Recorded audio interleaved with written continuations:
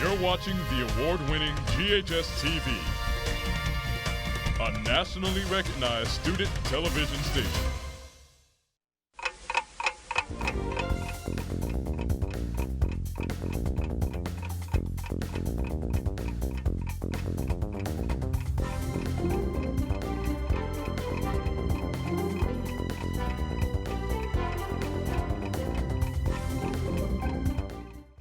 Wake up, Germantown. It's 63 degrees outside on this Friday, September 30th. I'm Caleb Suggs. Here are your top stories this morning.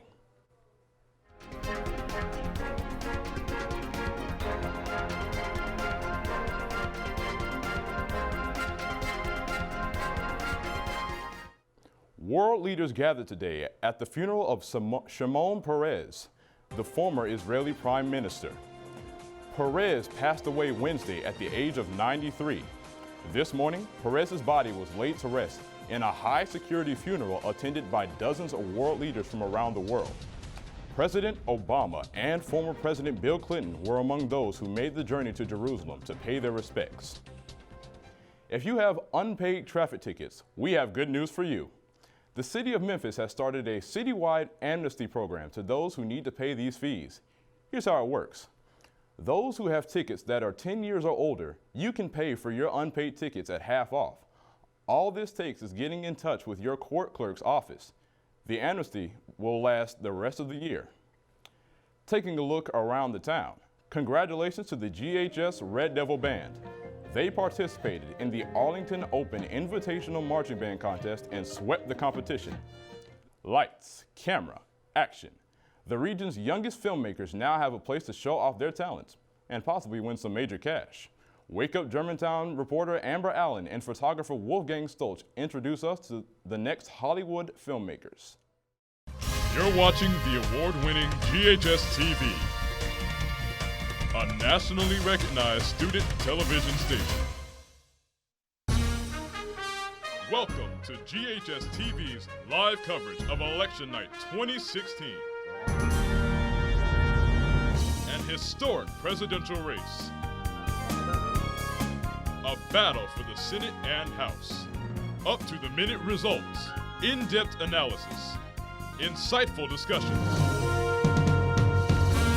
Profiles of the presidential nominees and running mates. And exclusive local reaction. This is Election Night 2016. Caleb Suggs has been keeping a close eye on what is going on with the U.S. Senate. Caleb, how are things shaping up? Sarah, a lot of results have poured in for the U.S. Senate, and we have a lot of projected winners. First on our list is the state of Kentucky. ABC News is reporting with 92% of the vote that Republican incumbent Rand Paul is the projected winner with 58% of the votes over Democrat Jim Gray, who's trailing with 43%. This is no upset because Rand Paul not only is the incumbent, but he's also been leading in the polls since the very beginning. Another race on our list is Maryland. NBC News is reporting with 7% of the vote that Democrat Chris Von Hollen is the projected winner with 76% of the vote against Republican Kathy Saliga with 22%. Sarah, I'll have more results for you soon. Over to you. Caleb, based on the results you've seen so far, how do you think the presidential race is affecting the U.S. Senate race? Good question, Sarah. With all the controversy surrounding the presidential candidates this year, whether Senate candidates support them has become a big question and a deciding factor for many voters. Pat Toomey, a Republican incumbent in Pennsylvania, came under fire from his Democratic opponent Katie McGinty for not expressing whether he would vote for Donald Trump. Now, in a close race like this one, Toomey has chosen to stay silent, hoping to appeal to both Trump and anti-Trump supporters. However, a number of senators running for re-election are expressing their opinions of both candidates, and that strategy could play out in several different ways depending on who shows up to vote. Thanks, Caleb, for that insight. Tone is a different kind of sound. It's good quality. The quality they can project to the audience. While this may look like your average band practice, the group you see rehearsing is no ordinary orchestra.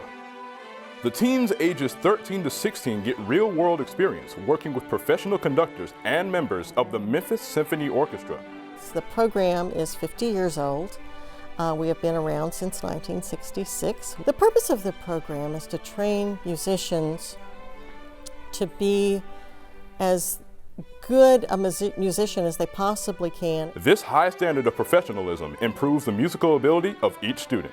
It betters me because it helps me with my skill, my artistry, and it also helps me with my virtuosity in music. We get to do a lot more concerts and everything. It's very professional and it's a lot of fun. Celebrating half a century of music, the Memphis Youth Symphony is actually made up of 4 different ensembles, allowing for more than 200 students to participate, as well as perform several major orchestral pieces throughout the season. It consists of 4 orchestras, 3 feeder orchestras that are string orchestras, younger students, and then they eventually get to the Youth Symphony, which is a full orchestra with winds and brass and percussion. The Memphis Youth Symphony offers a unique year-round learning experience to all ages. The very youngest are learning literally how to sit down and sit correctly with their feet on the floor. Some of those students are so young that their feet don't touch the floor. I think it's a really great opportunity that Memphis has to play music, and for every skill level, from very beginners to the very advanced. It's a growth program, and it allows students to do a lot more than they could just in their school program. Through the years, the Memphis Youth Symphony program has continued to be a beneficial and enjoyable experience for all.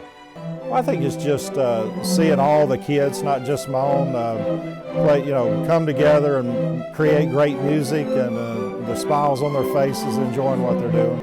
And when you play on stage, you hear everything come together. It's like magic.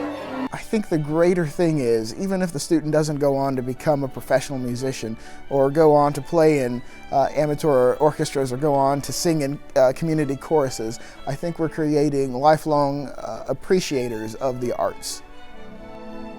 Reporting for Wake Up Germantown, I'm Caleb Suggs.